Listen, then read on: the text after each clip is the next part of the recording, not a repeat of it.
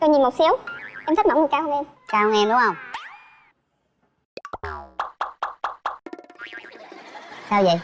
Hơi cao.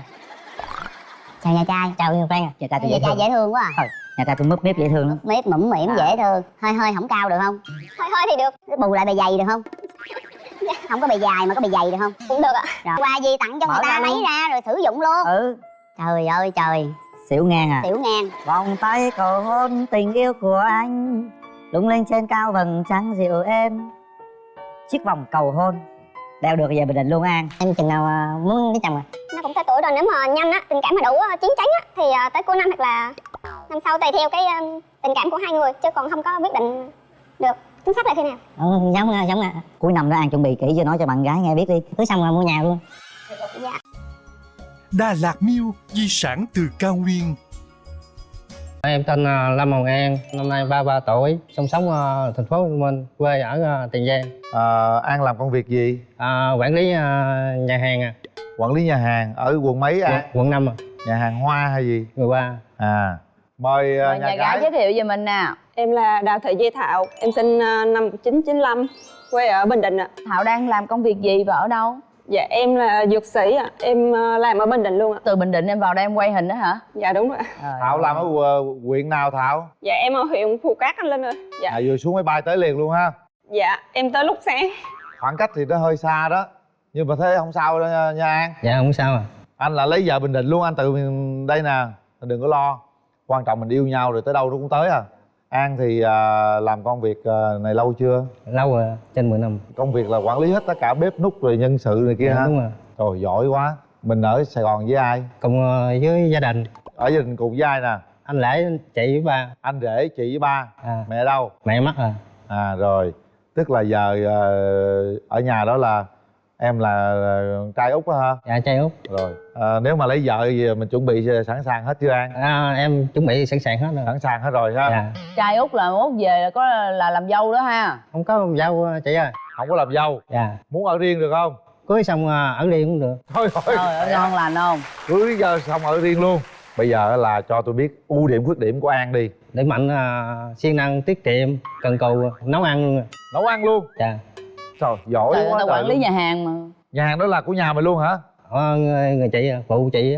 Của người chị hả? Dạ. Chị ruột á hả? Chị ruột. Rồi. Mình tiết kiệm làm sao nè? Tiết kiệm như thế nào mình nói cụ thể ra nghe được không? Em không có ăn xài à. Không có ăn xài? Dạ. Suốt ngày nó ăn ở nhà hàng rồi. Tiền thì nhà hàng chị cho rồi, ba cho rồi. Đó tự lập. Tự lập luôn hả? Dạ tự lập. Tự làm tự ra. Tự làm luôn? Dạ. Vậy dành dụm đủ lấy vợ chưa? Anh dùm đủ rồi. Trời ơi khỏe re luôn. Có khuyết điểm gì không An? Ít nói thôi à. Ít nói hả? Mời nhà gái. Ưu điểm của em là em khá là độc lập, biết nấu ăn. Trong gia đình thì người con là có hiếu. Khuyết điểm của em là kiểu hơi nóng tính, không có thích dựa dẫm nhiều á, không có chia sẻ đồ nhiều á. Nếu mà một người thật sự hiểu á thì họ quan tâm thì mình mới chia sẻ, còn không là không có mở lòng được nhiều. Mình nóng tính quá mình có quýnh không? Dạ không. Bây giờ mình nói chút xíu đường tình duyên của An đi An. Có 2 mối tình, mối nhất quen gần năm rồi. Thấy bạn ấy nói em không phù hợp, chia rồi chia tay vẫn là bạn. Vẫn là bạn? Dạ. Tự nhiên nói người ta không phù hợp cái bỏ người ta. Dạ. Em làm việc khuya quá. Làm khuya quá. Rồi mối thứ hai? Mối hai nói em cũng có chứng kiến. Tức là em là không có quyết định điều gì hả? Dạ. Còn nghiệp không? Phụ nữ cũng kỳ lạ. Người ta không quyết định được điều gì để cho phụ nữ quyết thì cũng nói người ta không chứng kiến. Mà người ta quyết định nhiều thứ thì nói người ta gia trưởng. Dạ đúng rồi. Đúng không? Đó, bên đây là vậy đó. Bên nhà gái sao? Nhà gái thì sao? Mình bao nhiêu mối tình rồi? Dạ em cũng có 2 mối tình ạ. Rồi. Mối thứ nhất là quen được 1 năm. Em lúc đó là em làm trên Đà Lạt, xong em về Bình Định, em lập nghiệp ở Bình Định. Xong rồi khoảng cách nó xa, ai cũng bận công việc á, không có thời gian gặp nhau á, nên là tình cảm nó nhạt dần. Rồi người ta có người mới, người ta lập gia đình, nên là còn mối thứ hai là kiểu mai mối, tìm hiểu được một thời gian thì thấy không hợp nên dừng lại. Bây giờ nói cho chị Lan nghe đi, cái mong muốn mình có một người yêu như thế nào để chị Lan qua chị Lan ngó nhà trai coi có trùng khớp với ý bé không? Ngoại hình thì tôi nhìn một xíu. Em thích mẫu người cao hơn em. Cao hơn em đúng không?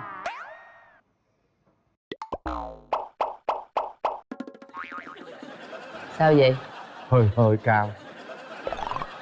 Chào nhà trai. Chào Frank à. Nhà trai tôi Nhà dễ trai thương. dễ thương quá à. Thôi, nhà trai tôi mướp miếp dễ thương lắm. Miếp mũm mỉm dễ thương. Hơi hơi không cao được không? Hơi hơi thì được. Bù lại bề dày được không? Dạ. Không có bề dài mà có bề dày được không? Cũng được ạ. Rồi. Đừng ốm quá là được. Ngon lành. Rồi gì nữa? Công việc thì ổn định, biết chăm lo cho gia đình, có trách nhiệm.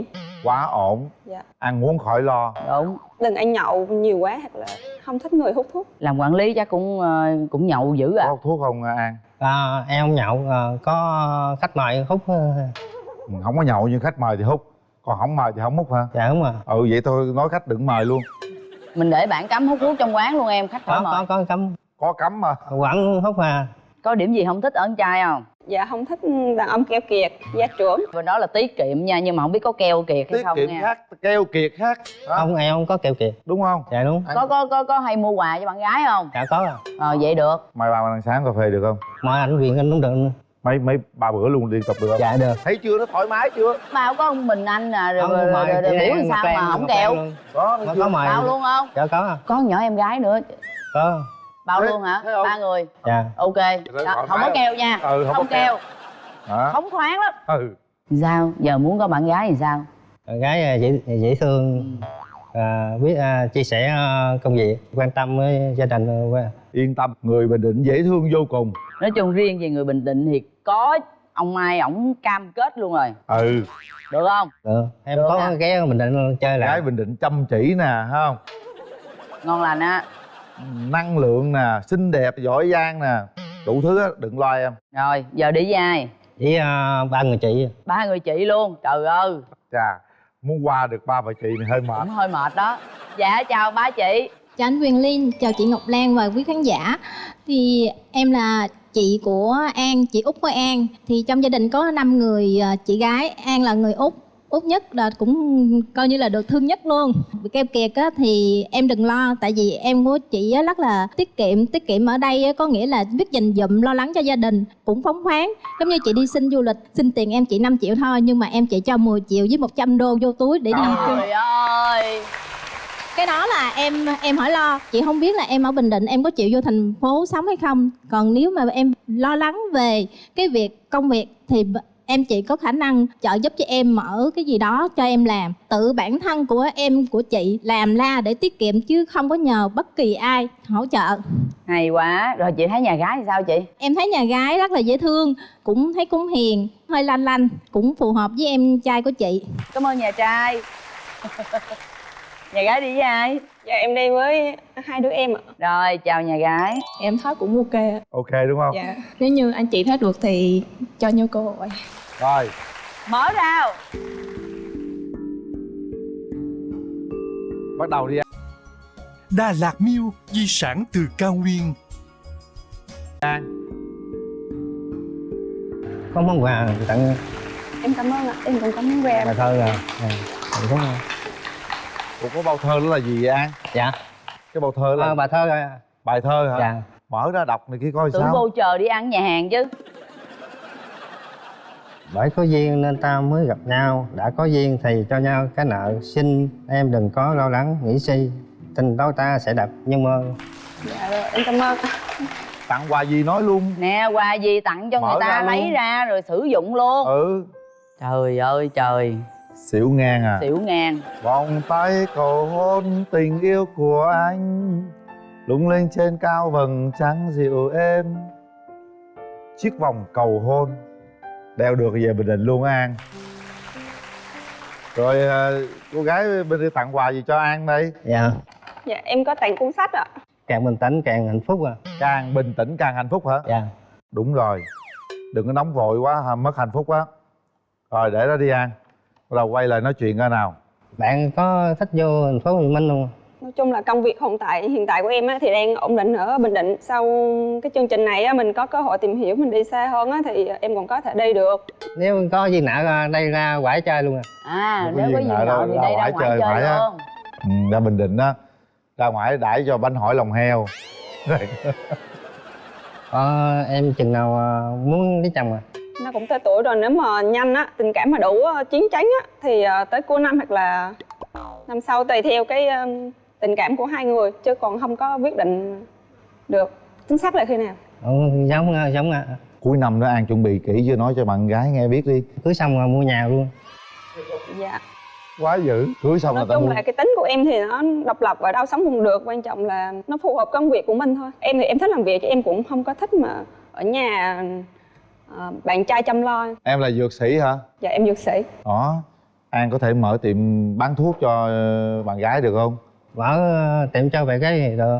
Có thích đi du lịch ở đâu không? Thì cũng thích, tại vì công việc của em là đa số làm đứng một nơi á, đứng cả ngày á, nên là khi có thời gian thoải mái thì em thích đi du lịch, đi biển, em thích đi biển nhiều hơn. Anh có thích biển không? Dạ có. Dạ. Nếu mà có cơ hội thì mình ra Bình Định chơi. Rồi bây giờ nè, dễ thương quá rồi, đứng này ra An, lên đây. Tôi thấy bạn gái sao nói? Gái dễ thương, chín chắn, tự gặp. Còn em gái thấy em trai sao? Tròn người dễ thương. Thêm chữ tròn vô chi vậy? Dễ thương được rồi, còn có chữ tròn trong nữa. Người ta cưng cưng như em bé vậy Không đó. mà tròn cũng được này, mới biết dễ thương thiệt. Rất là dễ thương luôn á. Cho mình cơ hội tìm hiểu, tiến tới hôn nhân. Rồi, thôi được rồi, hai người về chỗ đi. Nhắm mắt lại, cảm nhận lại cái giây phút mà chúng ta nắm tay nhau, tiếp xúc gần với nhau, xem đó có phải là một nửa mà chúng ta đang đi tìm hay không. Nếu đúng thì bấm ngay vào nút đó, còn nếu không thì thôi, chúng ta để cơ hội cho người khác ha. Bây giờ các bạn sẽ bấm nút sau 3 tiếng đếm của chị Ngọc Lan nha. 1 2 3.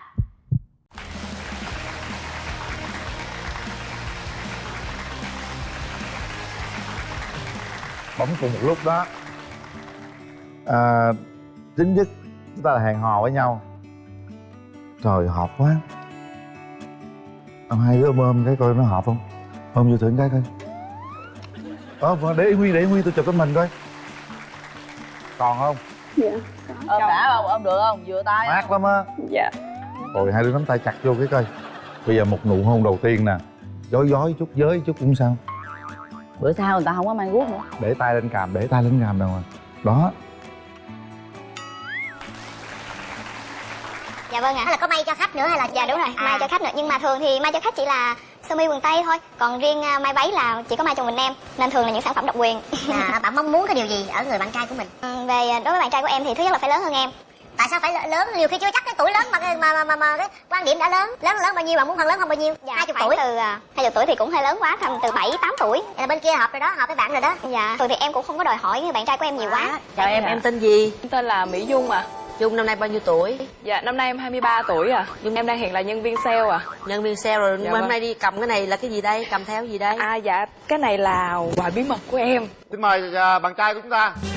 Nhân viên sale, để xem gặp chàng trai ta làm nghề gì đi. Chào bạn. Em là Nguyễn Thành Sơn. Hả? Gì? Em là Nguyễn Thành Sơn. Sao? Em là Nguyễn Thành Sơn. Gì? 22 tuổi. Cái này làm gì? Em tới đây để tham gia chương trình. Tham gia làm gì? Kiếm người yêu. Thiệt không? Có thể. Có thể hả? Quê ở đâu? Em quê ở Thái Bình. Mời ngồi. Cảm ơn anh ạ. Làm gì căng thẳng quá vậy? Mới vừa anh hù một cái. Nguyễn Thành Sơn. Dạ. Đến từ Thái Bình đúng không? Bạn làm nghề gì? Dạ em là nhân viên văn phòng ạ. Nhân viên văn phòng. Bên kia bạn Dung là sale. Bạn có người yêu chưa từ xưa đến giờ? Trước này cũng có người yêu rồi ạ. Bạn ở Thái Bình, nếu bây giờ bạn gặp một người con gái ở vùng miền Tây đi, xa xôi ở Cà Mau đi, cái địa lý cách trở như vậy thì bạn nghĩ sao? Không vấn đề hết ạ. Ở xe thì giả sử có cái giận nhau cũng khó có thể mà bỏ về nhà về mẹ vợ được. Nhưng mà giờ bắt bạn về Cà Mau làm rể, bạn đồng ý không? Chắc chắn là không rồi. Tại sao? Gái theo trai mà. Nhà ta có con gái một à. Mời bạn về làm rể. Chắc chắn là không được rồi. Quyết định là không được luôn. Dạ. Dung ở đâu? Dung quê ở đâu? Dạ em sống ở thành phố, nhưng mà gốc em thì là ở Quảng Trị ạ. Bây giờ giả tỷ như bạn trai bên kia là được hết rồi đó, yêu rồi đó, bây giờ ra Thái Bình làm dâu em đi không?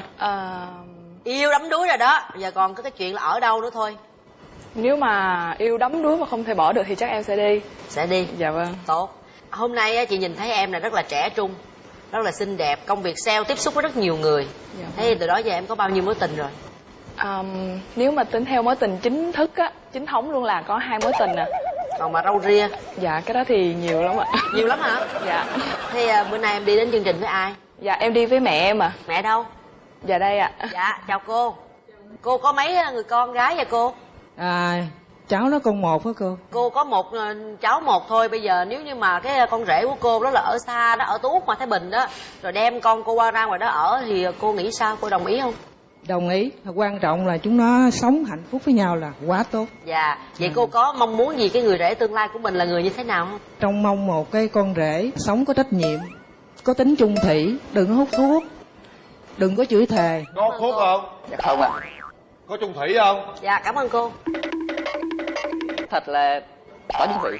Còn nói dối thì sao? Nói dối là không chung thủy. Tưởng ta nói ngược lại chứ. Mẫu người lý tưởng của bạn như thế nào? Người mạnh mẽ.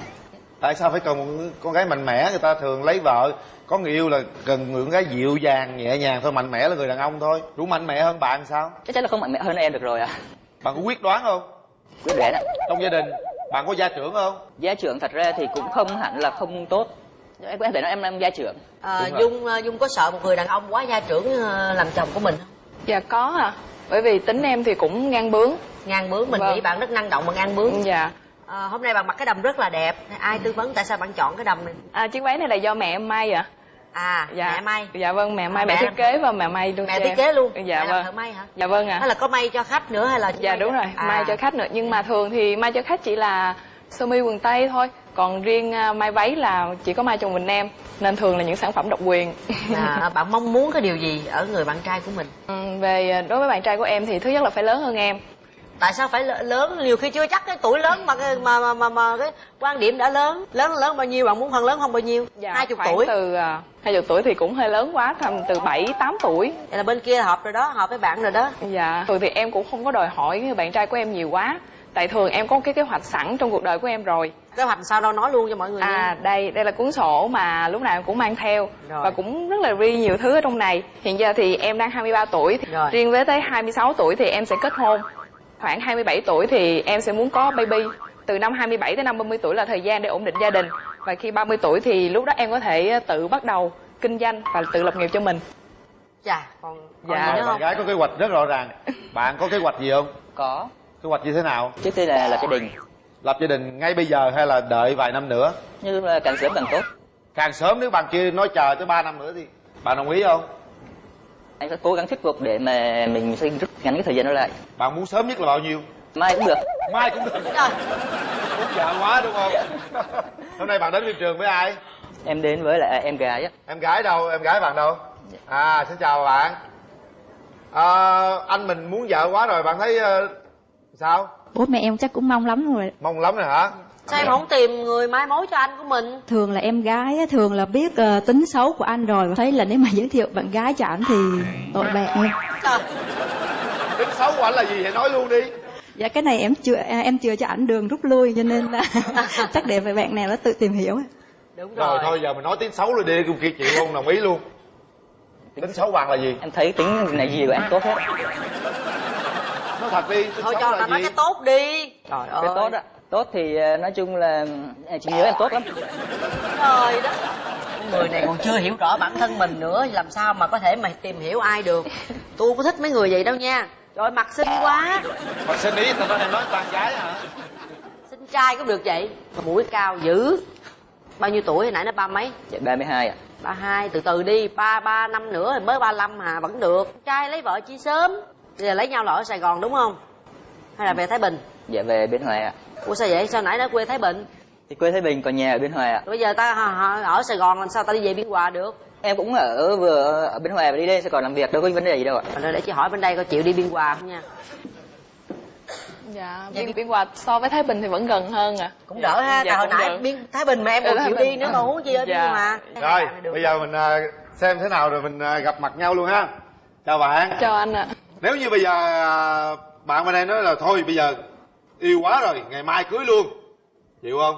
Cái đó em nghĩ phải thông qua gia đình nữa à. Bởi vì em thì ở với mẹ em, hai mẹ con cũng rất là thân. Ví dụ như mẹ em không chịu anh bên đây mà em chịu thì sao? Nếu trong khả năng của mình em thuyết phục được mẹ em á thì em sẽ làm. Còn bây giờ anh này nói ngày mai lấy luôn mà mẹ em không chịu thì sao? Dạ vậy thôi không được à. Vậy là theo mẹ đúng không? Dạ vâng ạ. Theo mẹ Quan trọng là thuyết phục mẹ đi nha. Đó. Rồi chúng ta sẽ gặp nhau nha. Kéo màn lên. Các bạn sẽ có 2 phút.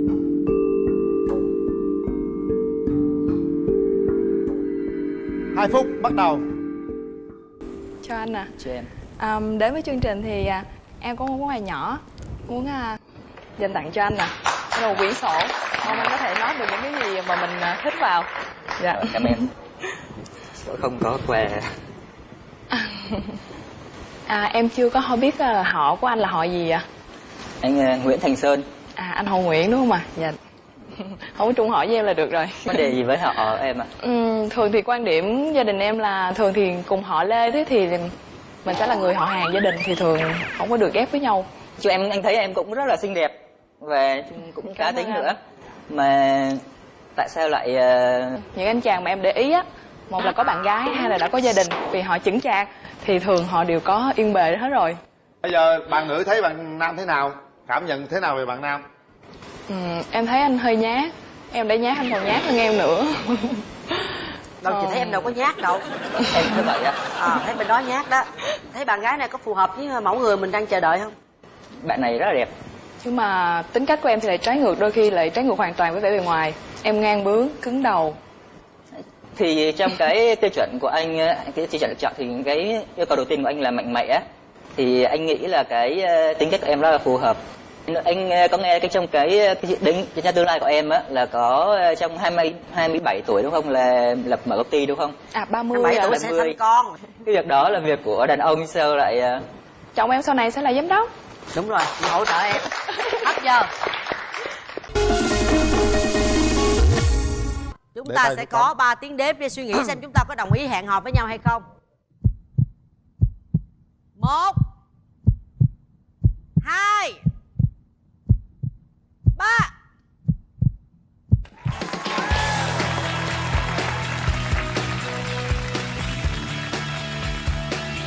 Bạn tìm thấy điều gì ở người bạn gái này? Mạnh mẽ. Mạnh mẽ. Mình thấy bạn lại có vẻ nhút nhát. Mình thấy bạn đáng lẽ phải ngược lại mới đúng á. Em có cảm nhận vậy không? Sao em lại chọn bạn trai này? Vì sao em lại đồng ý? Và đôi khi em mạnh mẽ quá thì người ta lại nhìn vô không nói em là phụ nữ. Nên chắc em cần phải gần một người nhẹ nhàng một tí để dìm cái mạnh em xuống.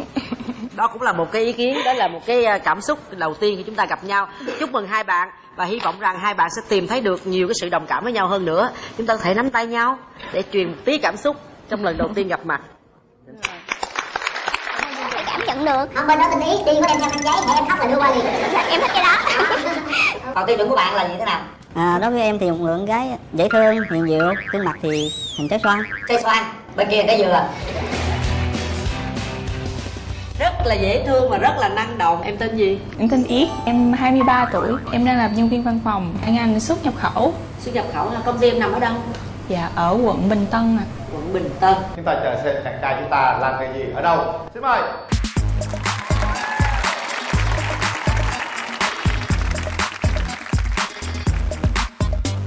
Mời bạn ngồi. Bạn tên gì? Em tên Tuấn. Tuấn. Bạn bên kia tên Yến. Bạn bao nhiêu tuổi? Em 29 tuổi. 29, bạn bên kia 23. Bạn làm nghề gì? Em là trưởng phòng kinh doanh cho công ty ba lô túi xách. Trưởng phòng kinh doanh, bạn bên kia làm xuất nhập khẩu. Ba lô túi xách, có làm cái túi bạn mang không? Dạ có. Hôm nay bạn biết rằng cái cuộc gặp hôm nay cũng rất quan trọng đúng không? Dạ đúng rồi. Nhưng lý do tại sao bạn không có gọi là make up lên ha, quần áo cho đẹp xíu đồ Các em nghĩ là cái bề ngoài nó không có quan trọng, cái hình thức bên ngoài không quan trọng là cái cách mình đối xử và cái cách mình giao tiếp với nhau nó quan trọng hơn. Giống như bắn võ vậy. Tôi nghĩ nhiều lúc ấy mình đi mình có thể bỏ như khăn giấy gì trong túi, hoặc là những lúc mà bạn gái mình cần mình có thể lấy ra mình đưa cho bạn gái mình cũng được.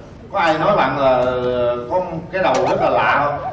Dạ hầu như mà bạn bè em mà gặp em thì ngay lập tức mở cửa miệng đầu môi ra là Đúng quăng. Dạ. Mà tóc dài không? Tóc dài lắm. Dài. Dài, tóc rất là dài. Bên đây nhăn mặt rồi nè, bên đây nhăn mặt rồi nè. Em thích con trai tóc ngắn. Gọn gàng. Dạ. Nhưng mà bây giờ chị hỏi em nè, chị nhìn thấy em thì rất là năng động, rất trẻ trung, chị nghĩ em cũng rất là hoạt bát, nhưng mà tại sao em không có bạn trai là chị không có tin? Em cũng gặp nhiều bạn nhưng mà không có hợp cái tiêu chuẩn của mình. Phải cao hơn em trở lên. Em cao mét nhiêu? Em cao 1m7. Rồi vậy em muốn người ta cao nhiêu? Muốn người ta phải cao 1m7 trở lên. Trời ơi, mẫu bạn trai của em như thế nào? Mẫu bạn trai của em như em nói là thân hình phải săn chắc. Rồi săn chắc là sao? Da ngăm đen, nhìn men lì, mạnh mẽ. Bên đây đen thùi lùi luôn. Con trai thì phải mạnh mẽ, quyết đoán. Bên đây quyết đoán lắm lên trưởng phòng rồi đó. Quyết đoán nữa lên chuẩn bị lên phó đốc rồi giám đốc giờ. Rồi phải biết tinh ý một chút, biết người khác buồn hay vui á, phải cảm nhận được. Không, bên đó tinh ý, đi có đem theo khăn giấy, hay em khóc là đưa qua liền. Em thích cái đó. Còn tiêu chuẩn của bạn là gì thế nào? Đối với em thì một người con gái dễ thương, hiền diệu, gương mặt thì hình trái xoan. Trái xoan, bên kia trái dừa. Bên này trái mít. Bây giờ em có cái yêu cầu đặc biệt gì về người bạn trai của mình không? Người bạn trai đó phải yêu động vật, đặc biệt là yêu chó. Như vậy về phụ em nuôi chó hả? Tính nuôi chó không? Đúng. Dạ nhà em có tính là tới giờ chắc cũng khoảng là 7 con rồi anh. Rồi đúng luôn, 7 con chó luôn. Nếu bây giờ bạn chọn người yêu của bạn, làm chung cơ quan của bạn, ông quyết điều đó người yêu bạn không nghe thì sao? Đó là lý do em không chọn người yêu cùng công ty. Hay. Trả lời rất là quyết đoán và rất là nhanh nhẹ. Hồi nãy giờ em nghe hai bên nói chuyện thì em thấy là hình như là rất là nhiều điểm tương đồng và rất là tương thích với nhau, nhưng mà vấn đề quan trọng là có được cao hơn 1m7 hay không. Đó. Khoan nên hỏi chúng tôi cái bạn này coi, bạn có thần tượng ai, bạn có muốn người yêu của bạn giống ai không? Thì về thần tượng thì em không thần tượng về ai hết, nhưng mà nếu mà nói cái nét mặt đơn giản giản dị giống như là Thảo Hugo chẳng hạn. Thảo vẫn con đã lớn khôn á hả? Dạ đúng rồi. Kìa qua tới.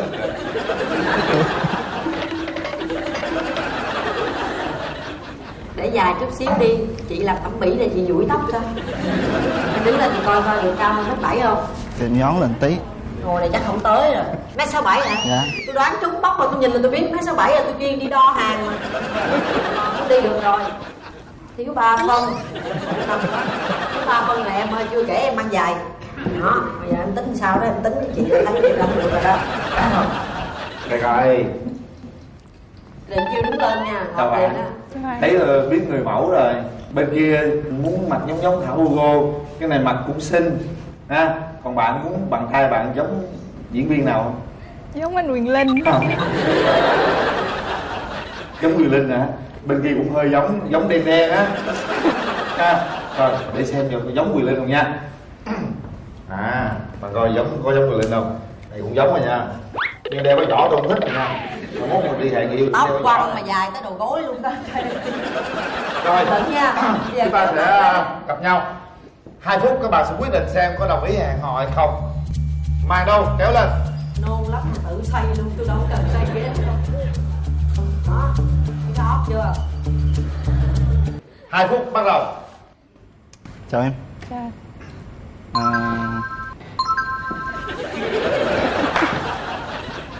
Em hiện giờ em đang ở đâu? Dạ em đang ở quận 1. Quận 1. Anh thì đang ở quận 12.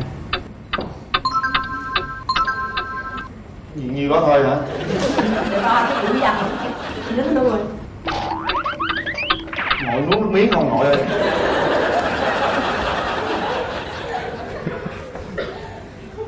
Rồi sao tính 4 mắt nhìn nhau rồi còn này sao vậy trời? Chúng ta đã qua 30 giây chưa nói gì đó. Không biết là sau chương trình này thì anh có thể mời Yến đi xem phim được không? Dạ được ạ. Sao mà anh mang cái vỏ bự quá vậy? Thì nó cũng không có bự lắm, mình bỏ đằng sau. Nó gọn. Gì? Ăn có gì? Sao giống muốn bánh lộn quá trời.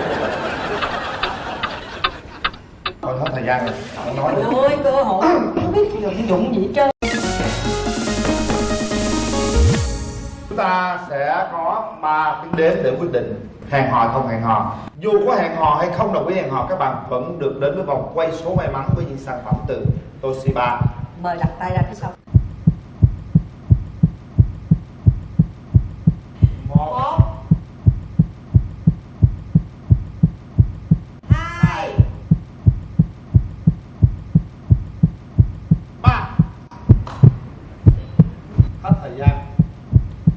Mời em đứng lên. Xin hỏi bạn Tuấn, lý do tại sao bạn bóng?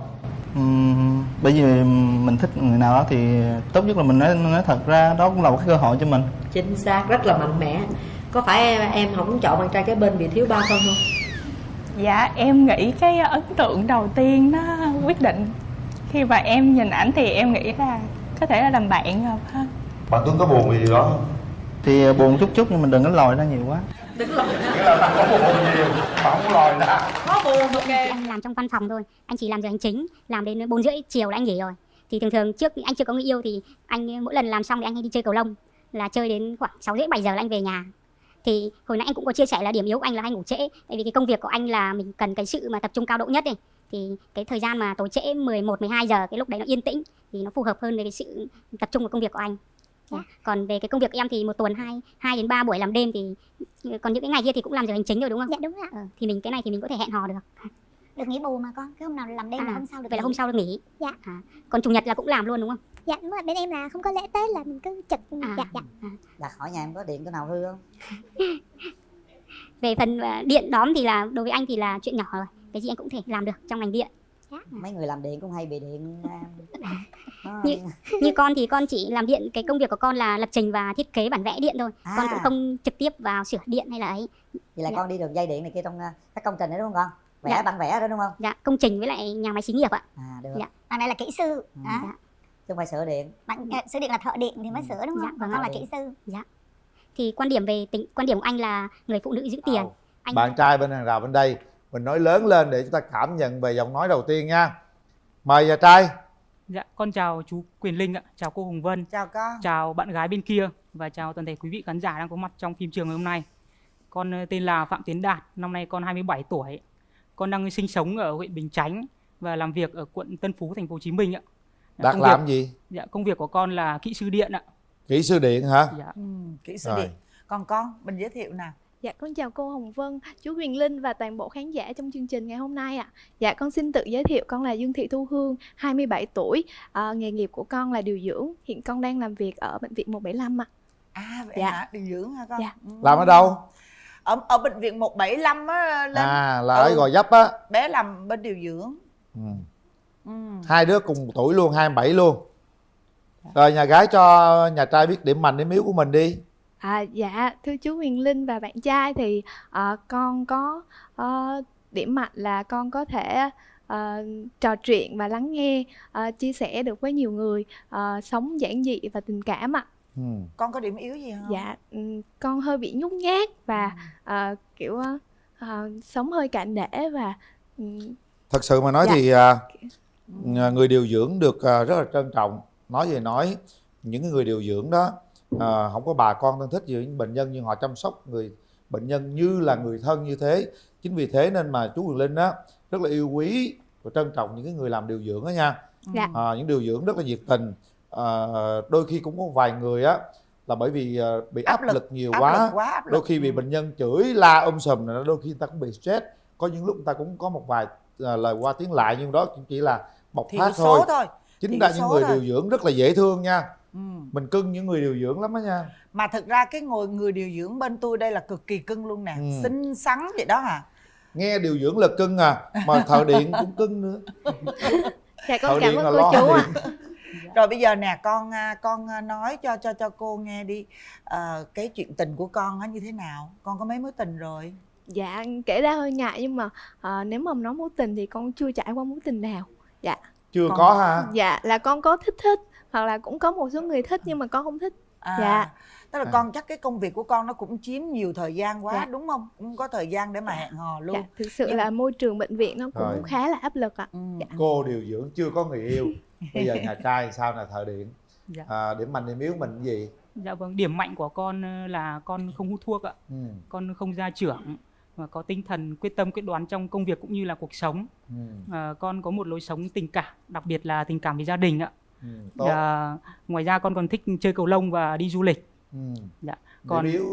Còn điểm yếu của con thì con nấu ăn không được ngon, nhưng mà con biết rửa chén và lau nhà. Trời ơi, giỏi vậy quá. Trời ơi. Con hát thì cũng không được hay, đâm ra con cũng không hay hát ạ. Kệ hát đại đi con. Chào con. Dạ con chào cô ạ. Ở điện Ngoài kinh ra con quá. còn hay ngủ trễ nữa. Cái là điểm yếu của con đúng không? Dạ. Điểm yếu là hay ngủ trễ nè. Dạ. Rồi nấu ăn không có ngon. Dạ. Nhưng mà bên đây con nấu ăn được không con? Dạ con nấu ăn không ngon nhưng mà kiểu con có thể nấu những món cơ bản được. Thôi Dạ. cơ bản thôi, còn mình Dạ. đi tiệc thì mình đặt về không có vấn đề gì. Nói nghe nè, nhìn á thì cái này là ấy nha, nhìn hai đứa có cái nét phu thê khủng khiếp luôn. Cảm Đó, ơn cô cô nói ạ. nghiêm túc luôn á, ông qua ông Dạ. coi thử đi. Phu thê hả? Phu thê lắm luôn. Để qua coi. Có những người tướng phu xe là mệt lắm nha. Phu thê thì được. Đây. Đâu chưa có người yêu hả? Dạ con chào chú Phi Linh. Chào con gái điều Dạ. dưỡng Sáng ha. dễ thương không? Những người điều dưỡng á. Nhìn bé này tưởng tượng Mình chim nhìn bồ cũng câu cảm má tình ơi. liền à, phải không? Đúng không? Ông Đúng nhìn rồi. ông tưởng tượng giống chim bồ câu không? Kế bên có đại bàng đó con. Diều hâu đứng kế bên luôn á. Quá trời. Sao lúc nào cũng kê tủ đứng tôi được hết là sao vậy? Cưng lắm. Tôi không cà khịa Hồng Vân không có vui. Phải cà khịa người này mới vui. Kệ lâu lâu cuộc sống lái chết rồi. quá mà. Mai Mối lái chung kiểu cà gì khịa mà nhau lạ chứ. lùng vậy? Mối lái không cà khịa nhau là nó mất vui đi. Càng cà khịa càng thân quen đó nha. Trời thấy đất ghét ơi. không? Có cái báo nào nói tôi với ông lên làm xui luôn rồi kìa. Báo Báo vậy danh. Biết đâu được. Ha. Ừ. Ê tôi hồi hộp quá Linh. Mọi người biết sao không? Tại vì nhà Quyền Linh nhiều đất á, Vân thích lắm. Nói mai mốt đi Mỹ về coi tặng quà nào lớn lớn á. Tặng quà lớn lớn. Tặng gì? Tặng xe hơi hay gì đó. Là con Vân hả? Tặng cái đất Long Hải cũng được á. Tặng cho bé lọ lem hả? Tặng cái Lọ lem hay là vẽ? Bây giờ xác định đi. đứa nào cũng được chứ. Đứa nào cũng được phải không? Tùy hai tụi nó thôi. Ok. Chứ được cái tặng cái đất Long Hải đó, cái gia trang. Ông cái đó mắc cười quá. Bà cũng nhiều giàu lắm. Thôi mình đang làm mai chuyện đi, nói chuyện dẫu không à. Thấy hai đứa nó rung, thực sự đứa nào cũng rung và rất là, tức là mắt á hay tức là mít ướt lắm, coi như là đụng tới cái gì cái là bắt đầu mắt coi như là hơi có những cái tia lệ đó, bởi vì cô chú phải làm gì đánh lạc hướng cảm xúc của tụi con, hiểu chưa? Nói thời điểm nhưng mà nó thư sinh lắm nha. Đây bé này đây đó, chút xíu là mắt ngấn lệ đây này, tôi biết hết á. Đó. Lấy vợ mà điều dưỡng thì cũng rất là gọi là phải hy sinh đó con. Nhưng mà hỏi em mấy mối tình rồi? Đôi khi á là mình nói chuyện về riêng bên đàn dâu đàn gái cái đó, lấy vợ điều dưỡng đó là phải hy sinh cá nhân của mình, bởi vì á đôi khi vợ mình phải chăm sóc người khác á, chăm sóc suốt ngày suốt đêm luôn á, ít có chăm sóc mình đó, con thấy như sao? Dạ, cái đấy thì con cũng thấy không sao ạ. Vậy thì điều dưỡng là mình chăm sóc cho người bệnh, đấy là một nghề tốt ạ. Đúng rồi, một nghĩa cử cao đẹp đó con. Dạ. Còn con có mấy mối tình rồi? Con đã từng trải qua một mối tình ạ. Từng trải qua một mối tình à? Lâu không con? Mối tình nó lâu không? Khoảng 6 tháng cô ạ. 6 tháng? Dạ. Mới đây hay lâu rồi? Cách đây khoảng hơn 1 năm rồi cô ạ. Hơn 1 năm. Lý do gì chia tay không? Lý do là bạn đó không cùng với quan điểm tôn giáo với con. Dạ. Con là theo đạo Công giáo ạ. Vậy hả?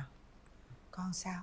Dạ, theo con thì con không có quan trọng về đạo hoặc tôn giáo nào, mà quan trọng là hai người hợp nhau thì sẽ từ từ chia sẻ những cái vấn đề sau. Nhưng mà con có đạo không? Dạ, con không có đạo. Vậy thì cũng trọng, sao? về Không nữa quan về trọng. học đạo lý. Đúng rồi, đúng rồi. Thấy không sao, đạo nào cũng hướng về điều thiện đúng mà. Rồi, đúng không?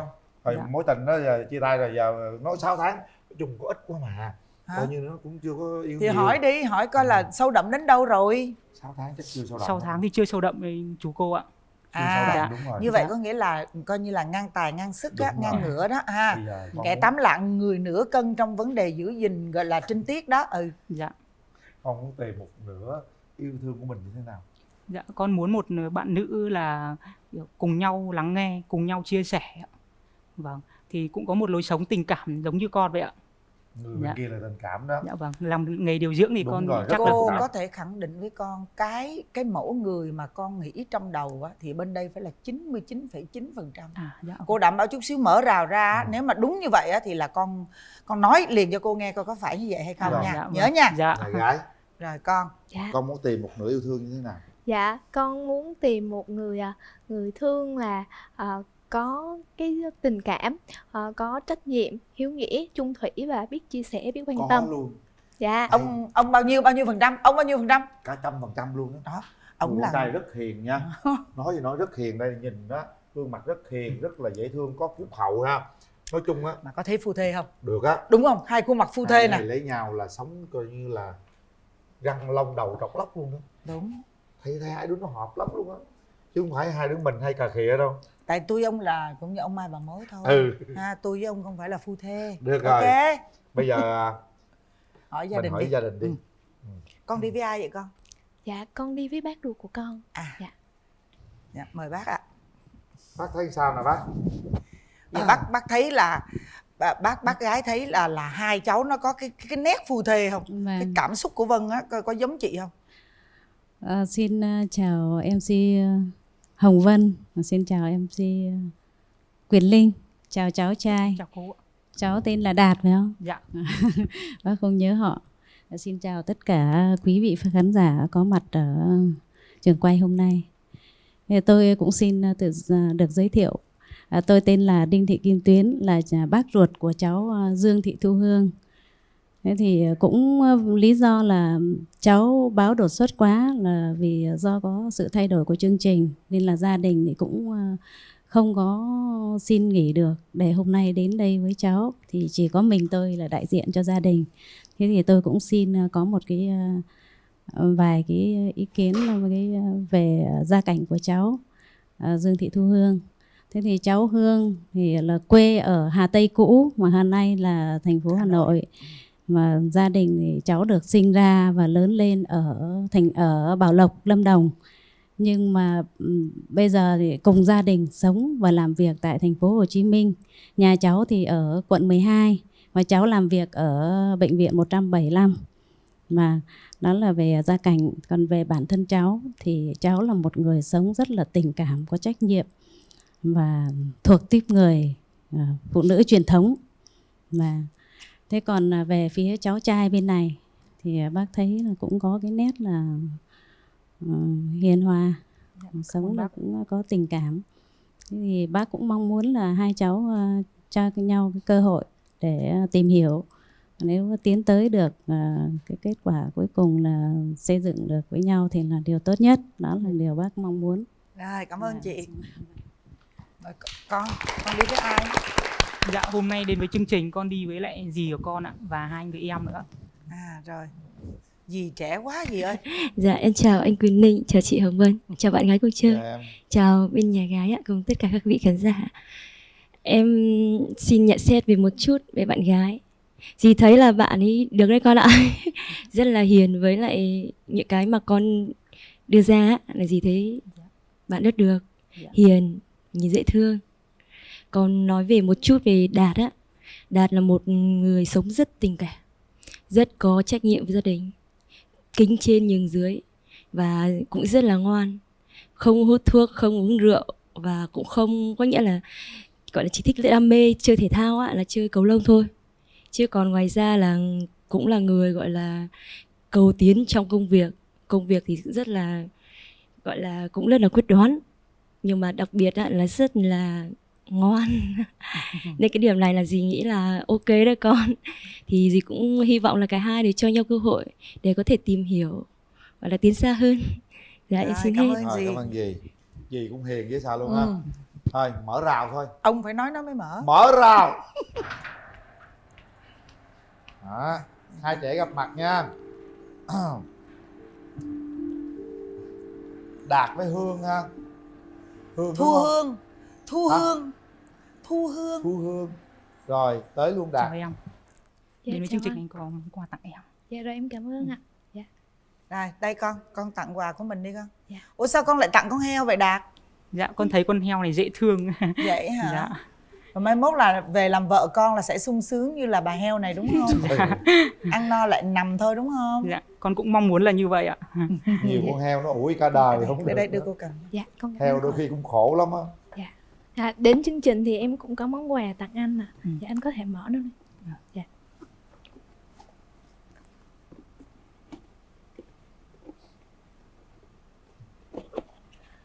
Dạ. Là một quyển sách. Dạ. Đây là cuốn sách mà em rất là thích. Có tựa đề là Chiến binh cầu vồng, kể về 10 bạn trẻ ở một ngôi trường nhỏ bé ở trên đất nước Indonesia đã cùng đấu tranh bảo vệ ngôi trường của mình và đấu tranh cho cái quyền học tập. Thì đây đối với em là một cuốn sách truyền cảm hứng và có nhiều nghị lực, thì hy vọng là anh sẽ thích nó. Ok em cảm ơn. Anh sẽ đọc và trân trọng cuốn sách này. Dạ. Rồi, hãy đi trở về chỗ đi, ngồi nói cái cảm xúc coi nào. Vậy là em gái chắc là rất thích sách đúng không con? Dạ. Ngay Nhìn từ- bằng sách là biết những người mê sách rồi. Sao Đạt con thấy sao? Ngay này? từ khi gặp em thì anh đã thấy nụ cười em rất là dễ thương, rất là xinh xắn. Đạt. Về Nãy cô hỏi con nó đúng không? Trong cái suy nghĩ của con là bao nhiêu phần trăm? là cũng phải trên 99% rồi cô ạ.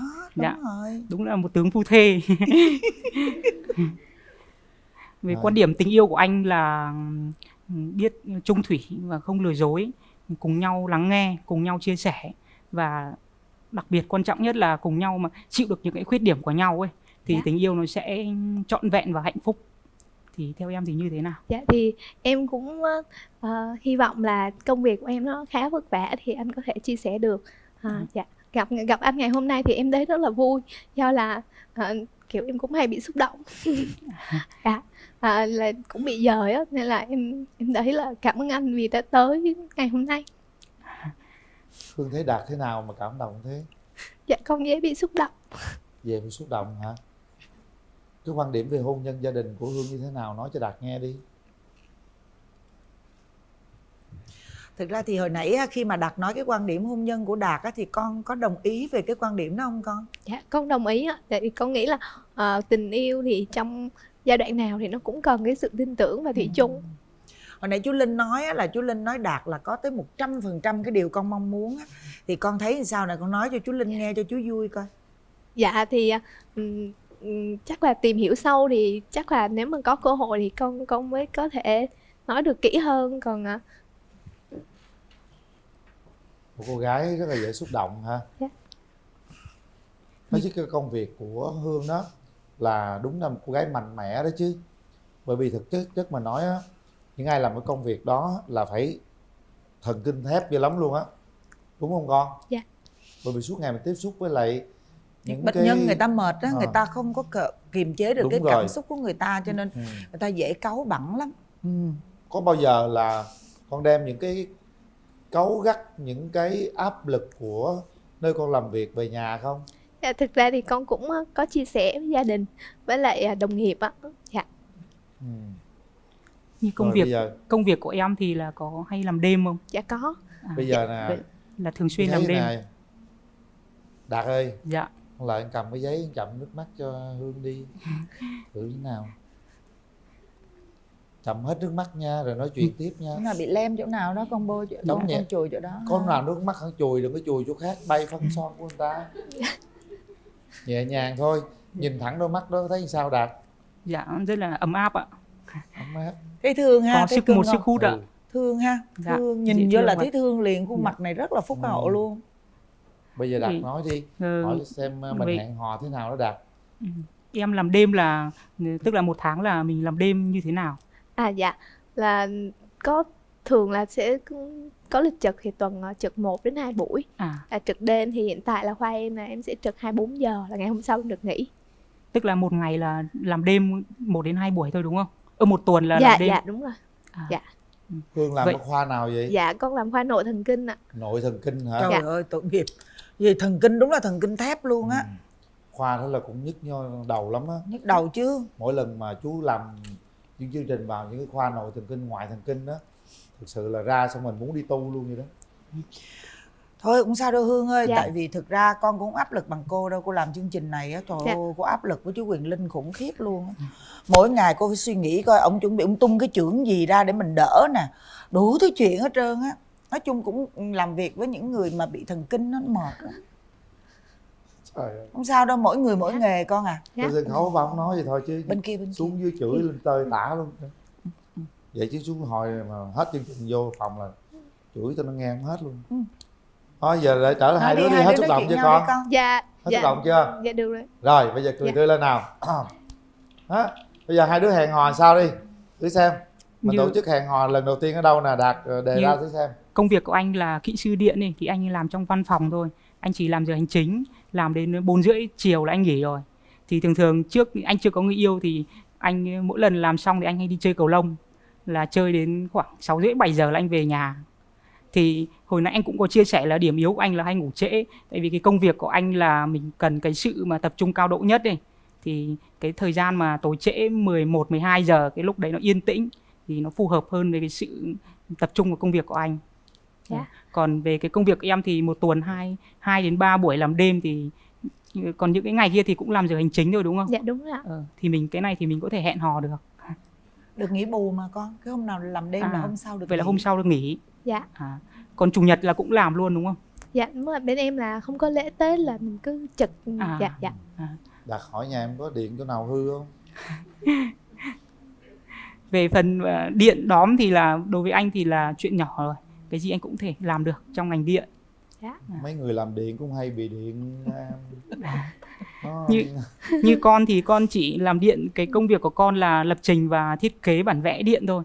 Con cũng không trực tiếp vào sửa điện hay là ấy. Vậy là con đi đường dây điện này kia trong các công trình đấy đúng không con? Vẽ băng vẽ đó đúng không? Dạ, công trình với lại nhà máy xí nghiệp ạ. Được. Dạ. Bạn này là kỹ sư. Dạ. Chứ không phải sửa điện. Bạn sửa điện là thợ điện thì mới sửa đúng không? Dạ, Còn con là kỹ sư. Dạ. Thì quan điểm của anh là người phụ nữ giữ tiền. Anh mong muốn là mai mốt vợ mình là giữ tiền, không phải anh không giữ được tiền mà là anh muốn vợ mình giữ tiền để người phụ nữ có một cái kế hoạch chi tiêu hợp lý hơn ấy. Thì em nghĩ sao về vấn đề này? Dạ, thực sự là em chưa nghĩ xa đến cái việc là giữ tiền, nhưng mà nếu mà ví dụ là em được chọn thì em sẽ nghĩ là hai người sẽ cùng quản lý và sẽ có cách để hai người quản lý. Tại do là em cũng không có biết nhiều về kinh tế tiền bạc, nhưng mà em nghĩ là do là mình cũng có công việc nên là những cái gì mà của mình thì mình có thể tự lo, và gia đình thì mình có thể chia sẻ với nhau. Dạ. Rồi có một vấn đề nữa là anh là một người theo đạo Thiên Chúa ấy. Thì khi mà kết hôn ấy thì không phải anh chỉ mong muốn là em về chung với đạo anh thôi, còn cái vấn đề này thì cũng dễ thôi. Thì theo em thì em có về chung với đạo anh được không? Dạ thì nếu mà theo đạo của anh và thực sự hai người tiến tới với nhau thì em sẽ theo. Dạ. Cảm ơn em. Dạ. Xin con để cái muốn trai gái gì bàn nhau luôn đi. 27 rồi cưng. 27, con gái cỡ 28 tuổi sanh đó là đã là coi như là hơi muộn rồi đó. Chú là tới 30 mấy tuổi mới tới vợ rồi, con giờ còn nhỏ quá. Cha già con mọn nó con. Cô là cô 28 tuổi là cô sanh chị đầu á. Là chị năm nay là chị đã lấy chồng rồi. Vậy là bạn ở đây 27 tuổi thì nếu mà có lập gia đình luôn cùng chung với con thì là năm sau cũng là 28 tuổi, bằng tuổi với cô đấy ạ. Đó là sanh đứa con mà sanh thường cái tuổi đó con nó thông minh mà nó dễ nuôi lắm, khỏe. Thôi thì quá tuyệt vời rồi. Thôi bàn đi con đó, em có đồng ý vậy không? Hỏi đi. Theo anh thì vấn đề con cái này thì anh thích một nam một nữ. Dạ thì con cái thì với em là cũng là duyên trời cho thôi, và ai cũng hy vọng là con mình nó khỏe mạnh, thì em cũng vậy, và em không quan trọng nam nữ, miễn là con nó khỏe mạnh là được. Dạ. Hồi xưa chú giống như Đạt, chú cũng muốn một trai một gái đó con. Dạ. Khó lắm con ơi. Mà con hỏi ví dụ như bây giờ cô hỏi ví dụ như giờ Đạt là đủ khả năng để mà nuôi vợ ở nhà để vợ chăm con không? Dạ vâng, cái vấn đề này thì nói chung là con cũng có một cái khoản vốn rồi. Con cũng đủ tự tin vào khả năng của mình để nuôi được. Tự tin là lấy vợ đó là vợ sanh rồi để vợ ở nhà chăm con khoảng năm rồi đi làm lại đúng không? Ví dụ vậy. Và bây giờ Đạt tiến tới hai tay nắm với tay Hương ha. Rồi nói những cảm xúc của mình, mong muốn điều gì, và hát một đoạn bài hát nào đó tặng cho Hương đi. Hương đang rất là xúc động đó Đạt. Nắm hai tay luôn. Nhìn thẳng vào mắt Hương đi nào. Đến với chương trình này thì anh cũng chuẩn bị một câu thơ nào đó để tặng cho em. Chút nắng gắt đâu làm nên mùa hạ, một thoáng nhìn chưa hẳn đã là yêu. Sao tim anh cứ ngập ngừng rất lạ, em là ai hỡi bóng dáng yêu kiều. Em đến với chương trình này thì anh là một người đàn ông chân thành. Anh sẽ cố gắng hết sức để cho em có được một cuộc sống hạnh phúc và vui vẻ. Đến với chương trình này anh cũng mong rằng hai chúng ta cho nhau một cơ hội tìm hiểu nhau, và mong rằng hai bên gia đình cũng ủng hộ cái tình yêu của chúng ta, và mong rằng tình yêu của chúng ta sẽ có một cái kết đẹp em nhé. Dạ rồi, em cảm ơn ạ. Con nói gì đi? Con nói gì đi? Thực sự là để tiến tới hôn nhân thì là nó là một cái hành trình dài của hai người, và em cũng hy vọng là dù là mình có tiến tới hay không hay gì là mình không tới được thì mình cũng trân trọng ngày hôm nay và cái hành trình sau đó. Em nghĩ là cái hành trình thì nó cũng rất là quan trọng. Dạ rồi. Cảm ơn em. Dạ rồi em cũng xin hát tặng anh và chương trình bài hát là yêu anh dài lâu. Dạ. Anh như cơn gió thu bay bay nhẹ nhẹ, đưa em đi tìm vần thơ. Qua công viên lá rơi trên con đường về, bỗng nhiên nghe lòng đang ước mơ. Mơ ôm anh trong tay đêm mưa thì thào, cho bão tố về làm chim bao. Mơ yêu anh thiết tha như yêu lần đầu, em muốn yêu anh dài lâu. Em muốn yêu anh dài lâu. Em muốn yêu anh đậm sâu. Em đã thương anh từ lâu. Em muốn yêu anh dài lâu. Rồi, cảm ơn em. Rồi vậy là coi như bấm nút luôn được rồi đó. Đó, yêu dài lâu quá. Về đi con. Rồi, bây giờ hai trẻ để tay vào nút bấm đi. Chúng ta có 30 giây nhắm mắt lại, suy nghĩ, kiểm tra lại con tim của mình, xem đây có phải là một nửa mảnh ghép của mình hay không. Nếu thật sự trái tim mình rung động, mình đừng ngại ngùng bấm nút. Còn nếu mình thấy đây không phải là một nửa mảnh ghép của mình, không hợp với mình, trái tim mình không rung động, không cần bấm, để nút bấm đó cho nhiều người khác nữa. Chúng ta đang đối diện với gia đình, bạn bè và người thân, hàng triệu khán giả. Đừng dối lòng mình nha. Khi bấm, chỉ bấm khi thật sự trái tim rung động. Chuẩn bị 1 2 3. Hết thời gian.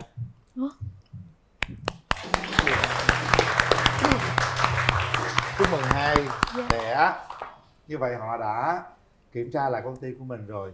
Thật sự họ đã có một chút rung động và họ đã bấm nút. Chúc mừng hai đứa nha. Rất hợp lý luôn đó. Hai này sinh con để con đẹp lắm nè.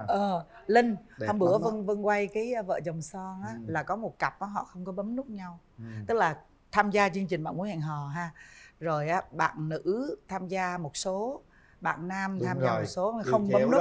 Không bấm nút cái tự nhiên vô yêu chéo một cái là hai thành vợ chồng luôn. Thế là tham gia chương trình Vợ Chồng Son. Cặp này đẹp quá à. Đẹp á. Cảm ơn chú ạ. Hai đứa đẹp đôi lắm á. Cố gắng chăm sóc mối tình này nha. Cố gắng chăm sóc, nuôi dưỡng nó để nó phát triển và để đi đến một cái kết quả tốt đẹp nha. Hai đứa đều hiền như nhau vậy đó, dễ thương lắm. Những người lớn chúng ta có trách nhiệm là hãy hỗ trợ cho hai cháu làm sao để có thể đến với nhau được nha. Không, mà con yên, tức là cái cảm nhận của cô á, cô thấy cái bạn Đạt này á là một người rất là ấm áp, một người biết lo lắng chăm sóc cho cái người mà mình yêu. Nhất là nếu mà con là vợ nữa thì chắc chắn là như vậy. Đó là cái điều mà con rất là may mắn luôn á. Cái đó là cô nói nghiêm túc luôn. Con hãy thiết kế cho mình một cái bản vẽ nha, một cái dự án thật là kỹ càng trong tình yêu cho đến hôn nhân luôn. Bởi vì kỹ sư mà, con vẽ nên dự án đường điện cả công trình lớn còn làm được mà. Đây là một cái đường dây điện về tình yêu suốt cả một chặng đường, nó cũng phức tạp lắm. Hãy lên phương án đó, dự án đó để cho nó thật đẹp, để cho tình yêu luôn luôn sáng như những ngọn đèn ở trong cuộc sống của con nha. Cảm ơn chú ạ. Chưa nữa cưng, chưa còn hôn nữa. Cái hôn đầu tiên, cái hôn đầu tiên anh dành cho em, dành cho em. Vâng. Nắm tay có bác, có bác. Không, con có biết không, cái đó là con hãy sống và làm việc theo hiến pháp và pháp luật. Đó, cái chương trình họ là nội quy là họ như vậy đó. Đạt nói với bác đi. Con chào bác ạ. Hôm nay đến với chương trình, con rất vui khi gặp em Hương ở đây. Cảm ơn bác đã đến chương trình cùng với em Hương ạ. Là người đồng hành cùng với em Hương trong chương trình ngày hôm nay. Tính cách của em Hương thì con thấy là rất phù hợp với lại tính cách của con. Con chưa hứa trước được điều gì, nhưng mà bác chấp nhận cho con và em Hương sống chung với nhau thì con sẽ cố gắng hết sức làm tất cả để cho em Hương có một cuộc sống hạnh phúc và vui vẻ. Thì ở đây con xin phép bác. Giờ con xin phép bác cho con hôn lên má em Hương để thể hiện tình cảm của con dành cho em Hương bây giờ cũng như là mãi sau này ạ. Trời ơi. Trời ơi. Bất kỳ một bậc cha mẹ nào cũng mong muốn cái giây phút này cả. Đó là những tình yêu và những cảm xúc đến từ con tim. Nhìn vào mắt Đạt chúng ta đều thấy điều đó. Bây giờ thì con để Hương có muốn nói gì với dì không? Thấy dì rất là lo cho cháu. Cháu này là cháu dì là em của mẹ đúng không? Đó. Dì ruột đó, dì với dì mẹ ruột rồi đó. đó. Thì đó. Thì dì con muốn nói gì với dì không? Dạ con hôm nay được gặp dì ở đây thì con rất là cảm ơn dì và gia đình đã đến, và con xin được con xin gọi là sẽ giống như là sẽ duy trì cái mối quan hệ này và trân trọng nó hết sức có thể. Dạ. Rồi. Dạ. Rung hai bé nó run rẩy quá nè. Đây con ơi. Con ơi. Nè, bộ son môi 5 màu rất là đẹp nha con. Dạ. Nha. Khi nào đi chơi với Đạt thì đánh lên cho nó thấm. Dạ. Cô thấm. Đưa luôn hả con hay gì? Con đưa luôn hả? À, của thép Vina QA nha con. Còn đây một cái điều nữa là Vanessa. Đây là cái bộ mỹ phẩm ha, sẽ làm trắng sáng da của con xài đi nhé. Đây là hệ thống fitness và yoga. Rồi gửi tặng cho con nha. Cảm ơn chú ạ. Trời ơi, chú Linh thích này lắm nè, không buông tay luôn. Linh nhận quà mà không buông tay luôn. Đúng nè. rồi đó, cứ đó. nắm chặt tay nhau. Nắm chặt tay nhau để vượt qua giông bão nha. Cuộc sống đầy giông bão nhưng phải vượt qua nó. Quà tặng là bình thủy điện Toshiba. Gửi tặng cho con. Cảm ơn chú ạ. Đó. Hãy giữ lấy cuốn sách này và đọc nó. Hai người cùng đọc sách ha. Rồi bây giờ vẫn nắm đây được, chỉ cho nè. Con cầm đi. Không, con cầm đi Đạt, con cầm giùm cho Hương đi. Rồi đó, đây bên đây Hương ôm em. Rồi, đó, tay kia vẫn nắm, ghê chưa? Thế thì ôm con đi. lấy cái nờ cho nó. Không, con phải lấy tay kia con nắm Đạt chứ. Đạt nắm tay Tôi, sách cả sách cho tôi. Sách này của bên đây mà.